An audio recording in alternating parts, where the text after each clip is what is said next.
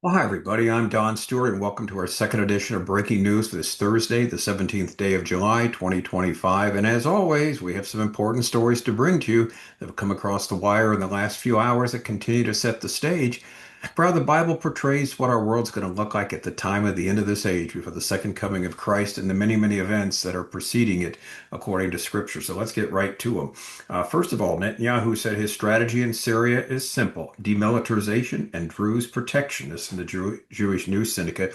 It's an excellent thing he's going to do, by the way. We'll talk about that in a second. And then from the Druze Spiritual leader, we've seen this movie with Hamas. He speaks out against the violence in Syria. That's from the Jerusalem Post. And also, he makes the point that we're going to make that the U.S. was too quick to remove the sanctions of Syria with this new leader, who's nothing but an al-Qaeda terrorist. And so we'll get to that in a bit also. Our third heading: Iran's fatwa against Trump is a declaration of war. It certainly is. It's from Newsmax. We'll explain what that's all about. Then finally, a great story to end. We Palestinians don't have anything concrete to support our existence as a nation. Isn't that the truth? That's from YNET News, and that's from the young man, the son of Hamas, who was done a tremendous job after he's turned his back on terrorism. He works with Israel, and he was speaking to a group, doing an interview actually, and he made it real clear, something we said over and over again. There's no concrete support for their existence as a nation. There has never been a Palestinian nation, no such thing.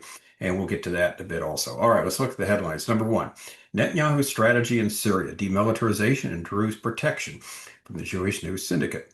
We will not allow military forces to move south of Damascus. We will not allow harm to come to the Druze in Jabal al-Druze, Prime Minister said. He clarified Israel's two-pronged strategic goal in Syria on Thursday, ensuring that southern Syria is demilitarized and protecting the Druze of that region. He defined southern Syria as an area running from the Golan Heights to Jabal al-Druze, a region encompassing nearly all of the Sweda governorate, recently the site of the massacres perpetrated by the regime-linked Syrian forces against the Druze community. The Syrian regime violated both red lines, Netanyahu said. It sent troops south of Damascus into an area that's supposed to remain demilitarized, and it began massacring Druze. This was something we could not accept under any circumstances, and bravo for Israel and for Netanyahu for intervening. He says, therefore, I instructed the IDF to act and to act with force. The Air Force struck both of the murderous militias and the armored vehicles. I also added a target to strike the Ministry of Defense in Damascus, he said.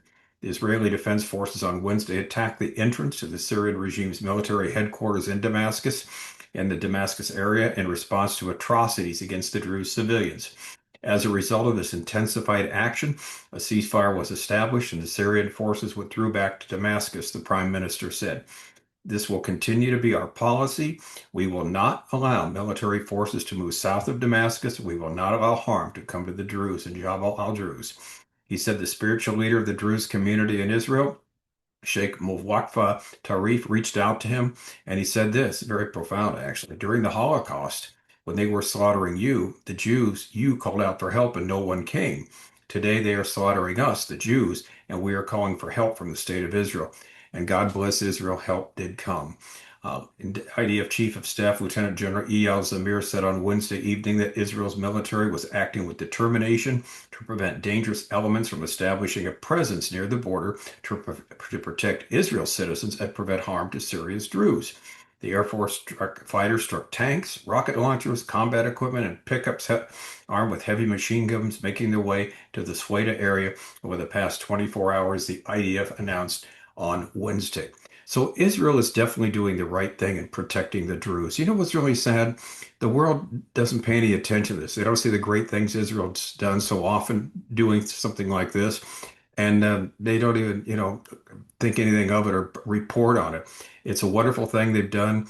Israelis do many beneficial things as far as the world's concerned, but the hatred that's for them, and again, as we've said before, it's a supernatural hatred, it's a spiritual hatred, because ultimately they're hating the God of Abraham, Isaac, and Jacob, who's used this people to get his word to the world, for the Messiah to come from one of the descendants of Abraham, and to fulfill all the promises that were made to the patriarchs. And so, whenever you see Israel doing something for others and doing a wonderful thing, you would think there'd be headlines and attaboys and hurrahs for them.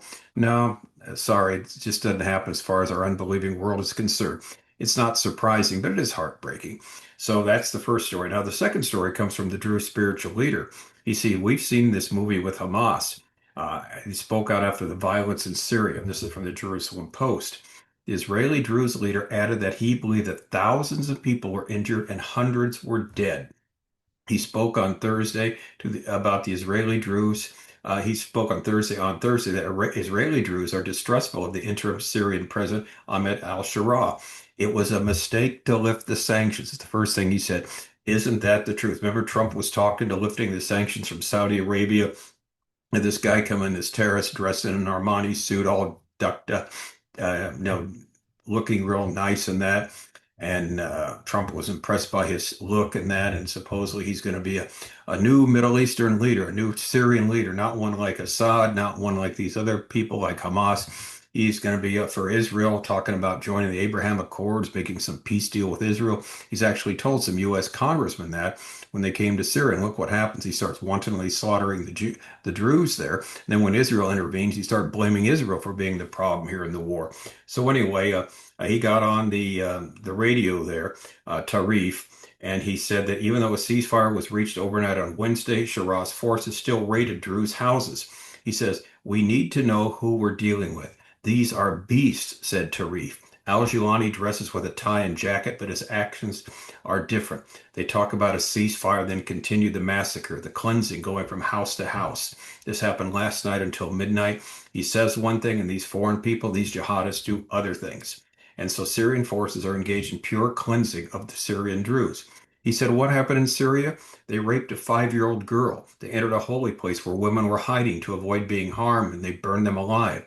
They killed, beheaded. It was pure cleansing. This is only because they are Druze and do not believe as they do.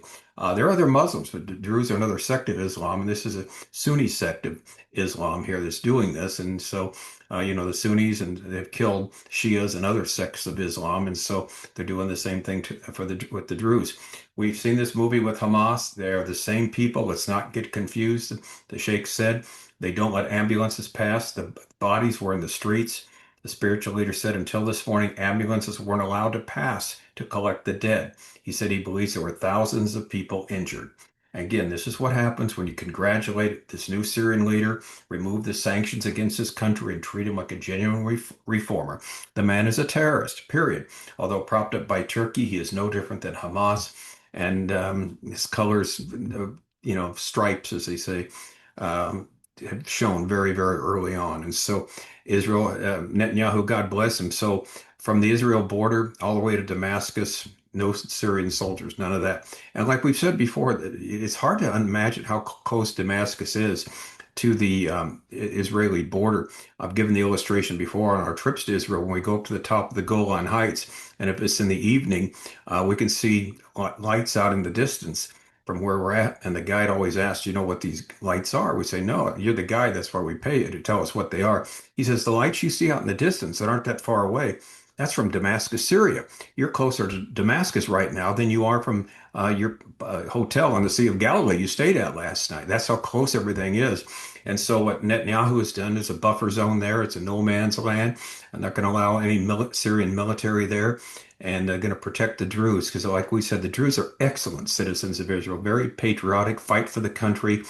We always go to a Druze place and visit them on our trips to Israel, where we have the Turkish coffee, the very strong coffee that if you ever had a sinus problem, it's gone forever.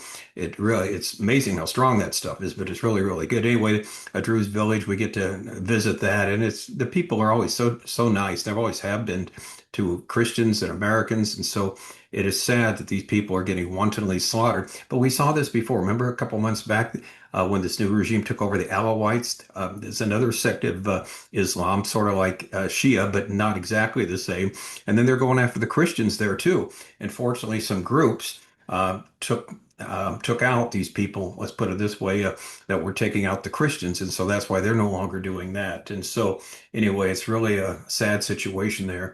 And we'll see what happens next. But Israel has again got another front now they have to protect because Syria, here we go. It's worse than it was with Assad. At least with Assad, they had some type of peace there. This is even worse. So anyway, see what happens next. Okay, next headlines from Newsmax. Iran's fatwa against Trump is a declaration of war. Iran's Grand Ayatollah Nasser Makarim Shirazi declared a fatwa against President Donald Trump and Israeli Prime Minister Benjamin Netanyahu on June 29th. A fatwa is a religious decree on a matter of Islamic law, and it is only issued by a senior Islamic jurist. Shiraz holds the rank of, it's called Marja'i Taqwil, I guess. It's the highest level of an Iranian Shiite Twelver clergy, meaning one whose theological scholarship has earned him the right to be followed and emulated by acolytes, seminarians, and common people alike. The 12 sect of Shia Islam dominates among the senior clerical, juridical, and military ranks of the Islamic Republic of Iran's leadership and refers to those who follow the 12th Imam of Shia Islam, identify him as Islam's messianic figure of the Mahdi, who they believe can hasten his return to earth by instigating chaos and warfare on the earth. And remember, according to their theology, there were 12 imams. The last one, it's called the final Mahdi. He was 9th century AD. He just disappeared. He didn't die. He supposedly, according to legend, he disappeared and hiding out in some cave until the time of the end. But he won't show his face until there's this tremendous destruction by Shia Islam to kill the Westerners, to kill the infidels, the such like Jews, of course. And that's why they're called the Twelvers, because there's been 12 in their history that are worth listening to, and the last one supposedly has been alive since the 9th century. All right. While Shirazi issued the original fatwa against Trump and Netanyahu the following day on June 30th, Grand Ayatollah Hossein Noor Hamadani, also from Qom, issued a similar fatwa that essentially supported Shirazi's. Since then, more than 400 Shiite clerics in the Theological Seminary of Qom have backed these two decrees. In other words, they've got the backing of their top spiritual leaders. Members of the Society of Seminary Teachers of Qom, or among the senior religious scholars teaching in Qom's many seminaries, have supported the reference to the Islamic crime of Mohareb and called Shiraz fatwa necessary and timely. That is the death of Netanyahu and Trump. In his ruling, Shiraz stated any person or regime who threatens the leader or the Mahdi, may God forbid, is considered a warlord and a Mohareb. He added any cooperation or support for that enemy by Muslims or Islamic states is haram or forbidden. It is necessary for all Muslims around the world to make these enemies regret their words and mistakes. Now, Islamic law, Sharia law, mandates the death penalty for this crime of Mohareb, meaning waging war against God, because that's what they think these people have done. All charged with Mohareb must not only be killed, but according to Quranic verse 533, can also face crucifixion, limb amputation, or exile. All this to say that this fatwa is a very serious matter. We've got this story from Newsmax emphasizes that, not just for within Iran, but because it carries with it the intent to authorize the assassination of Trump and Netanyahu anywhere in the world. Now, we know in the past Iranians have threatened retaliation against Trump and other senior members of his administration in 2020 and the strike when they took out al-Qassam Soleimani. And that was the first time an actual religious edict was aimed specifically at the President of the United States. And the Prime Minister of Israel has now been issued by the Shiite clerical group in Iran. All right, according to the Middle East research website, the Blood Covenant website features an image of President Trump in the crosshairs, along with a crowdfunding appeal to reward anyone who actually does assassinate him. The group claims they've already raised about $40.3 million as of July 9th. Okay, the group is called the Blood Covenant, which operates this, by the way. All right, so we have been told that in the United States right now, there's as many as three groups, possibly as many as five, who've come across the border and whose sole desire, sole ambition is to murder President Trump, to assassinate him. They've been in the country for a while. Like we said, there's at least three we know of. I got this from Nodder. He gave us the inside scoop.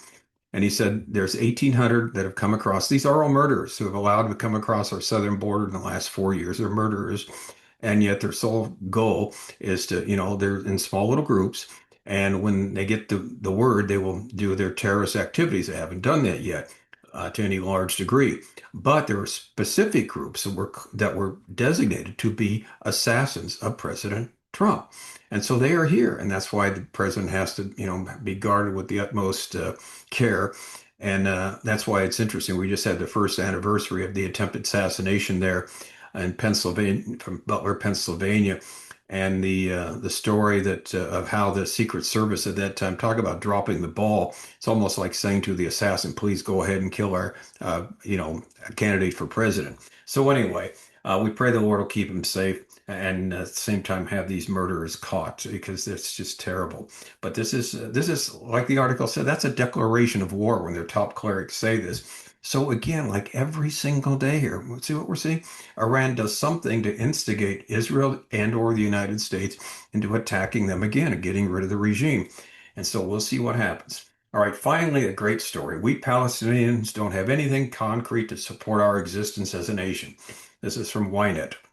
Born to top Hamas, leader and groom for power, Mossab Hassan Youssef became a Shin Bet agent and since October 7th, a prominent pro-Israel voice abroad.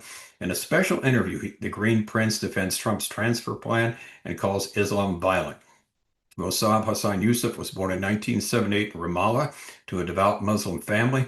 9 years later, his father, Sheikh Hassan Youssef, joined forces with Sheikh Ahmed Yassin and others to establish Hamas. As the eldest son, Mossab was destined for a prominent role within the terrorist organization, and in his youth, he lived up to expectations by throwing stones during the First Intifada.